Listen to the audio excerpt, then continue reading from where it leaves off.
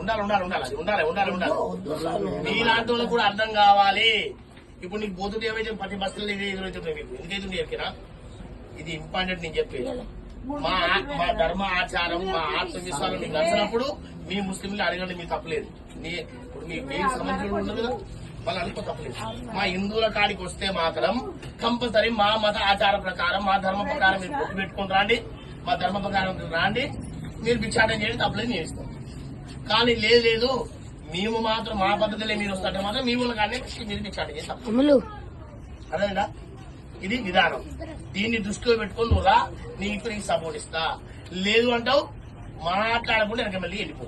లొల్లి వద్దు, లోకాటవద్దు. నేను చెప్తున్నా నీకు కూర్చోరా. నేనేం చెప్తున్నా, నేను అదే చెప్తున్నానే. నువ్వు ఈ విధానం ఆలోచించుకోవచ్చు రా. లేదు అంటావు, లేదు స్వామి నేను బొట్టు పెట్టను, నీవు మీ మతాచారాన్ని నేను స్వీకరించను, మీ ధర్మ ప్రకారం మేము రామంటావు. అప్పుడు ఇక మీ దగ్గర మీ ఓసిట్లో ఉన్నారు మీ వాళ్ళు అనుకో తప్పలేదు. ఇంకా బస్ మీరు ఆఫీస్ పెట్లో ఉన్నారు మీ వాళ్ళు అనుకో తప్పలేదు.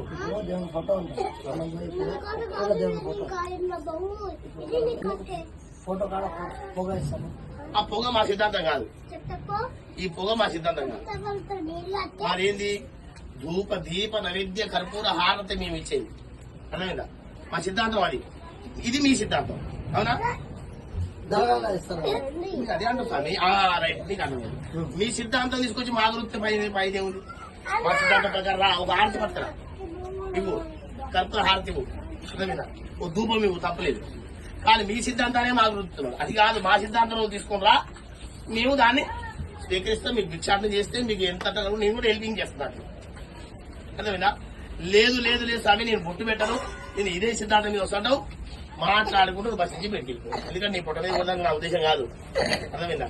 నీ మతాచారం నువ్వు పాటిస్తున్నావు తప్పులేదు. నువ్వు ఇంక నిజం చెప్తున్నావు, నీ ముస్లిం రైట్ అంటున్నావు నేను. ఎందుకంటే ఇంకనా మా పిచ్చ కూడా నమశివానికి అర్థమైతలేదు. మా ఊళ్ళు పిచ్చి నమశివాలు కూడా ఇదంతా వచ్చి మీ సంకల్ అంటున్నారు పోయి ఎందుకు మీ లేదు స్వామి నిజం చెప్పేది. మా మాలో ఉన్న వాడు ఎక్కువ బుద్ధి వస్తాయి. ఇప్పుడు ఓం నమ శివాయ నిజంగా చెప్తున్నా, మీరు కక్కుగా ఉన్నారంటున్నా మీ ఆత్మవిశ్వాసంతో. కానీ మా పనికి మంది నమ శివాయ లేదు ఆలోచన. అది ఉంటే ఈ పాటికి ఈ దేశం అంతా ఏమైపోను అర్థమవుతుందా? ఈ గతి పట్టేది కాదు. ప్రపంచ దేశాలు ఏనాడో ముందుకెళ్లిపోయినాయి. స్వతంత్రం వచ్చి 78 సంవత్సరాలు కావస్తుంది, కానీ ఎప్పుడో ముందు పోయినాయి.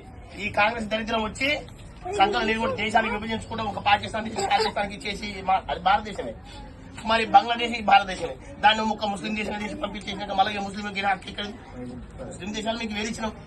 మీరు అక్కడ మీరు జీవితం తప్పలేదు మతపరంగా కదా కంట్రీ వేరేని. మళ్ళీ ఇక్కడ కూడా సెక్యులర్ పెట్టి మళ్ళీ ఈ భారతదేశం ఈ ఆలోచన చేసుకుంటే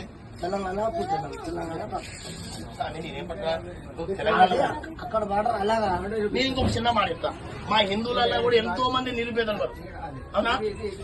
ఎప్పుడైనా మీ ముస్లింల కాడికి వచ్చి అడగాలి చూసావా? ఇట్లా కాషాయ బట్టలు వేసుకుని కానీ మరి భిక్షాలు చేస్తారు కానీ సాధువులు సన్యాసులు వచ్చి అడిగారు. మిమ్మల్ని ముస్లింలలో వచ్చి అడిగారు అంటే ఇప్పుడు 99% రారు, 99 కాదు 100% కూడా ఎవరు రారు కూడా. మీ వాళ్ళు కూడా ఇక్కడ భిక్షాటం కూడా వేయరు కూడా వచ్చిన నో నో నో నో నాకు చెప్పబోదు నో నో మీరు వేయరు కూడా లేసా మీరు వేయరు. ఒకటి ఎందుకు విధానం మీరు వేయరు? అవతల మత విశ్వాసాన్ని మీరు స్వీకరిస్తారు.